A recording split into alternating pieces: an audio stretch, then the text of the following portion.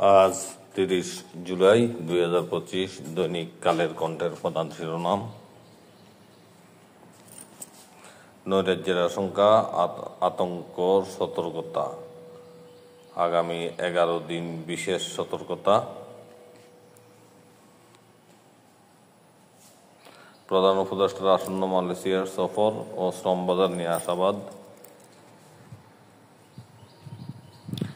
সুখময় দাম্পত্য জীবনের সন্ধানে।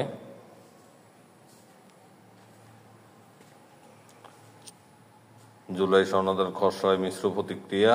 খসড়ার পক্ষে মোটামুটি একমত বিএনপি। এই খসড়া আমরা মানতে পারি না এনসিপি।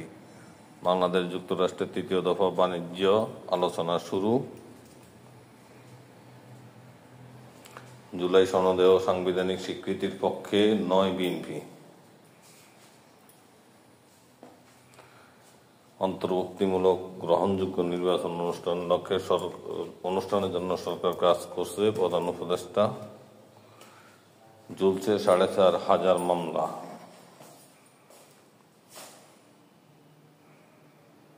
কর্মকর্তার কোম্পানি বাগিয়ে নিচ্ছে কোটি টাকার কাজ, বাংলাদেশ পল্লী বিদ্যুতায়ন বোর্ড। যুদ্ধ না থামালে সেপ্টেম্বরে ফিলিস্তিনিকে স্বীকৃতি দেবে যুক্তরাজ্য।